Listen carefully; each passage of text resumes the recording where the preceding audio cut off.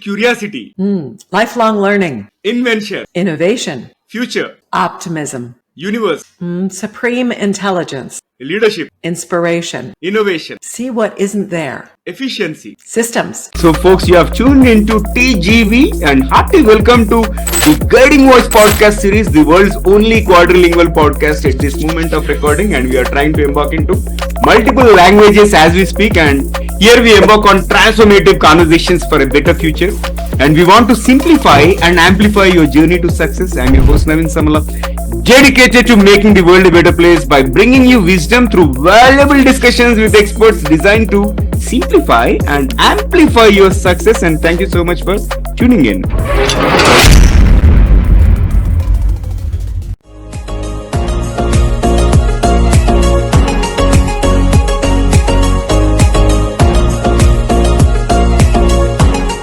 So folks, we are joined by Ral West. She's a seasoned entrepreneur with over 40 years of experience building and selling businesses, and as the creator of the 6 essential secrets to business success, she helps overwhelmed business owners streamline operations, delegate effectively, and create scalable systems. And through her course, Overwhelm, Ral empowers entrepreneurs to reclaim their time, reduce stress, and achieve a thriving business without constant involvement. And today we are going to present you an interesting topic: how to overcome overwhelm, and also find out the secrets to running a smooth business. But before we get into the topic at hand, here is an exciting twist as always. Let us tickle our guest's brain first. So Ral, get ready for a rapid fire round of random words, and I'll mention a few. Would love to hear the first thing that comes to your mind in response without thinking much.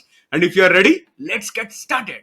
Okay, here we go. Okay, my first word is curiosity, Lifelong learning, invention, innovation, future, optimism, universe, supreme intelligence, leadership, inspiration. innovation, See what isn't there. efficiency, Systems. growth, Progress. freedom, Joy. mindset, Number one priority. challenges. Overcome them. And the last one is success. It's attainable. I think you have all your responses spot on, like so nice, and I really enjoyed.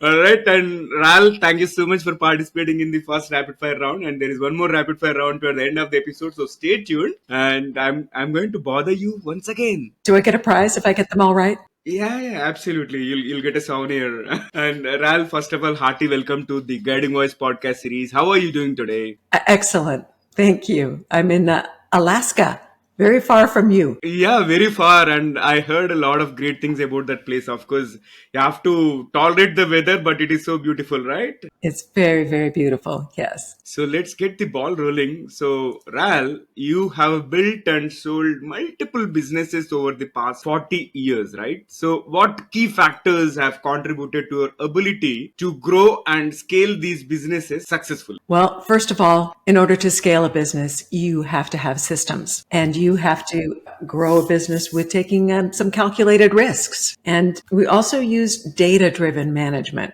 We track all of our results, track performance, keep track of our financials. And then another key thing is, as the entrepreneur and the owner operator, you need to learn to duplicate yourself, which means teaching other people to do what you do so that you're not so tied to the business. And then last but certainly not least, you need to delight your customers. That is the most important aspect. Even I am obsessed about customer experience because I am a Six Sigma guy and I know where you are coming from. And Ral, I have another question. In fact, this is the standard question which I've incorporated recently, which is more about who is your guiding voice? Who is your guiding voice? Guiding voice. Yes. My guiding voice is my intuition and my values and principles. I have to check with myself to see if it feels right. And now, please talk to us about the toughest lessons that you have learned in your entrepreneurial journey. Yeah. Well, I don't always like to admit those, but they're There have been times when I didn't do enough homework. I didn't run the numbers well enough, calculating an exit strategy. I didn't consider that some of the major factors that I was using in my assumptions might be totally different when the time for the exit came. And therefore, I needed to also calculate sort of the downside. What happens if those assumptions are not true, and run the numbers that way also. So, yeah, some tough lessons. Now, let's slowly get into the topic, right? Overwhelm is a common problem for business owners. So, can you walk us through a real life example of how you have helped a client go from overwhelmed to streamlined success? Yeah. Well, first of all, I did it for myself. Um, I was a young mother and running a business. I had volunteer activities, a household and all that. And I was a mess. You know, I was working all the time, not sleeping much, not paying much attention to my husband, not paying much attention to myself or my health. And, you know, the life was just not very balanced at all. So that's where I started learning how to do systems and how to do that, duplicating myself and delegating, create the team and the culture that could run the business, whether I had my hands in it or not. But then, you know, after I learned how to do all that, then I've been able to teach other people how to do it. And I could teach them to do it much faster than I learned because, you know, I was just learning as I went along. So one great example is a young lady on Maui who started a vacation rental business. We gave her some of our condos to manage. And at first she was running that business 24/7. You could not get that phone out of her hand. You know, if you were having dinner with her or a meeting with her, that phone was ringing and she was on the phone all the time. She couldn't take a day off, much less a week off. And we taught her how to set up the systems, how to track the results, how to create manuals and procedures and so forth so that she could gradually train other people. And she started off, you know, one by one, hiring maybe a part-time person to be able to answer the phone some of the time so that she could, you know, get some sleep or eat a dinner without interruption. And she kept taking our advice, actually went on to use the leverage of getting an automated reservation system and improving her website and got more team members, created more manuals, brought on a lot more properties. And now, in a period of just a little over 10 years, she has multiplied that business 10 times. And now she takes month-long vacations and we have dinner and there's no phone in sight. It's lovely. She actually enjoys her life now. And her husband's happy too. No, I think everybody needs that, right? Everybody listening or watching this episode might be thinking, I want to get there. Wonderful. Hmm. Yes. Well, I think that everybody deserves to, you know, you deserve to have a successful business and you know, being an entrepreneur, you want that. You want the success financially and operationally, and you want your customers to be happy, but you also want to have a life because you became an entrepreneur because you wanted freedom. And then too many times that freedom is just not there, but you can learn how to do it by using the systems and setting up the processes and, you know, documenting your procedures and everything that I teach. Superb. I loved it. And I'm sure many of our audience will be reaching out to you to get those secrets for sure. And then, Ral, you created this 6 essential secrets to business success, right? So can you give us a sneak peek into one or two of those secrets and how can they change a business owner's life? Well, the 6 secrets you could also call my 6-legged stool that a business should use as its foundation. Because if you don't have any one of these 6, the business could topple. The first 2 secrets or principles have to do with creating systems and have to do with measuring your data. You know, figure out what performance you want to track, whether it's your sales calls or your revenue or production values and timelines and so forth. But you need to pick the data that you need to measure and have reports created so that you're getting that data on a frequent basis. Maybe it's once a week. Sometimes it's daily. Sometimes it's just monthly. It depends on what the data is. And you can run the business by using this data and making sure that your team understands the value of the data that they're producing. And, you know, why is it important that we achieve certain benchmarks? And those 2 things together, they're not the whole 6-legged stool, but it's an excellent start. And any entrepreneur that really focuses on that and creates them, it doesn't happen overnight. The systems and all this data tracking takes a little while, takes a little trial and error to figure out what's going to work best. So data is important, and it is essential to capture the metrics and understand them and try to figure out, okay, what is working well, what is not working well. Amazing. Yes. And sometimes you end up measuring the wrong thing. So there's an art to making sure that you're measuring the right thing. Early on in my career, I was measuring the wrong thing. I was looking at the revenue, just the gross revenue. And then I was wondering, why don't I have any money?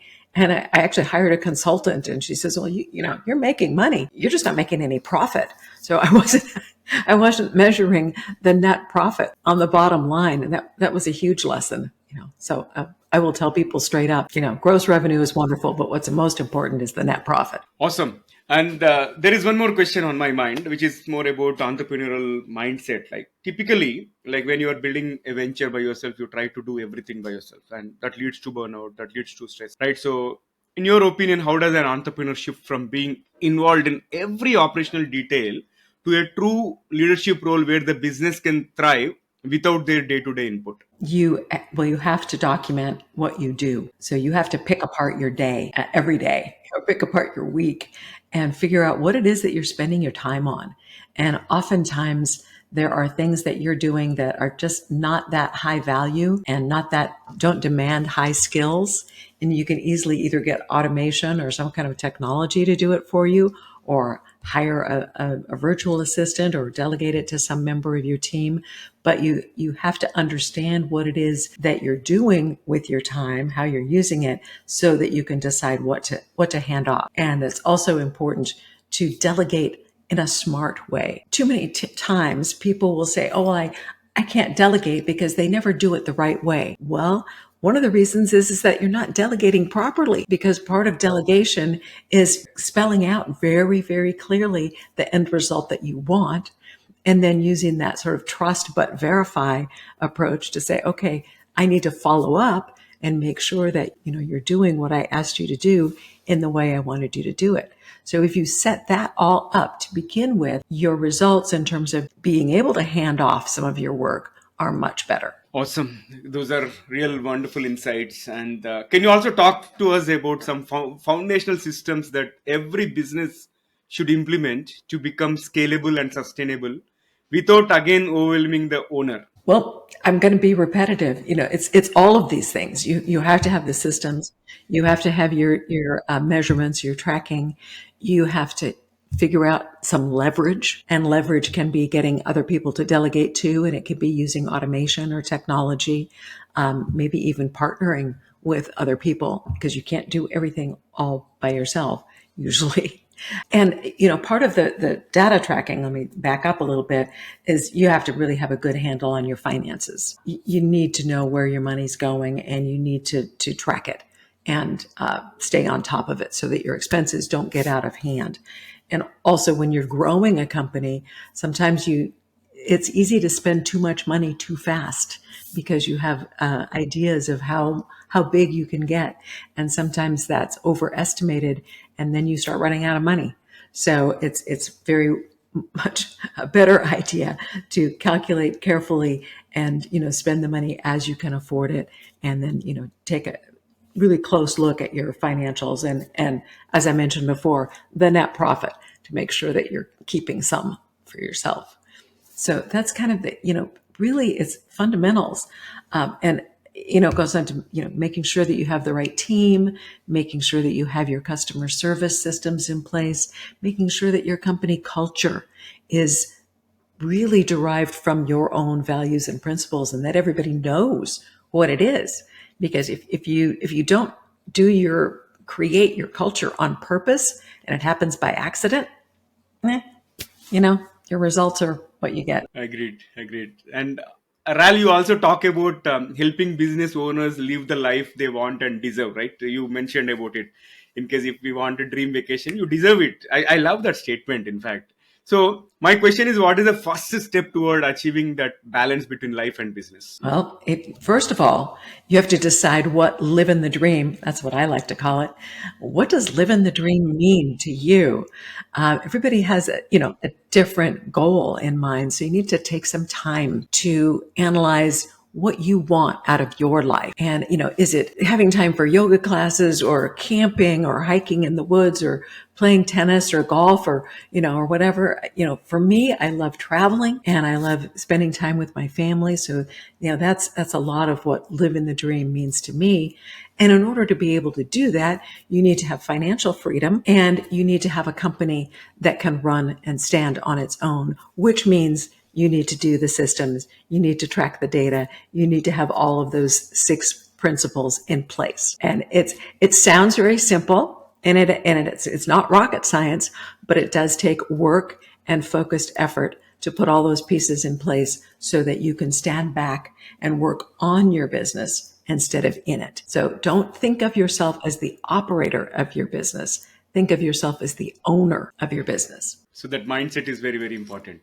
Amazing. Oh, absolutely. Absolutely. Yes. And again, talking about financial strategy, right, which is one of the critical aspect of a business success. So I would like to understand from you, what common mistakes do business owners make when managing their finances and how can they fix them?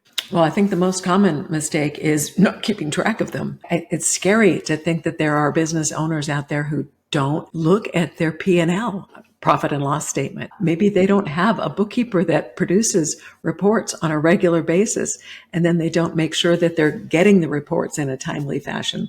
That's terrifying to me. So, you need to understand your financials. You need to understand where the revenue is coming from. What does it cost to produce that revenue? What are your cost of goods, or, what are your acquisition costs in terms of getting each client, depending on what kind of business you have. Sometimes you've got hard costs, and sometimes if it's a service business, maybe it's mostly labor. But, you have to understand all of those parts so that you can make decisions accordingly. And you don't want to increase your overhead, for example, until you're ready to handle it with enough revenue. So they have to go hand in glove. So businesses who don't really watch their finances and manage strategically through their financial reports. Yeah, that's an important thing. And I also keep telling people, like, we have to track what is incoming and what is outgoing, right? Income versus expense. I think that plays a critical role. It's so basic. It's so basic that, like I say, it's terrifying to me that some people don't. All right. So, Ral, this has been incredible conversation so far, and it's time for us to add some more spice and excitement in the episode. Hello, I'm Steve Ahern, one of the judges of the Asia Podcast Awards. I'm interrupting this episode to let you know that you're listening to an award-winning podcast. This podcast won its category in the 2024 Podcast Awards, so you know you're listening to quality. Enjoy your listening experience, and congratulations to the team who created this award-winning podcast for you. So if you're ready, it's time for us to get into the second rapid-fire round of intriguing questions. Shall we do it? All right. Okay. All right, so here comes my first bullet. If you could have one gigantic billboard anywhere with anything on it, what would it say? Believe in yourself. Can you describe yourself in just one word? Positive. And describe your leadership style in one word? Inspirational, I hope. Absolutely. And what is the best business advice you have ever received? I mentioned it already. Focus on the bottom line, not the top line. A book every entrepreneur should read apart from your book. Absolutely. The E-Myth by Michael Gerber. Absolutely. Everyone should read it. And one thing you can't live without in your daily routine. I just make sure that I make gratitude part of every day. Ral, if you had one extra hour in the day, how would you spend it? Sleep. Self-care. I'll say self-care, sleep, exercise, maybe some quiet time for reading or reflection or meditation or something. And the most important trait of a successful entrepreneur? A positive mindset. And here comes the last one. What is your favorite productivity hack? I think I've learned that besides using my task management software, which I use OmniFocus, which is not one of the newest and fanciest ones out there, but I've been using it for over 10 years. I couldn't live without it.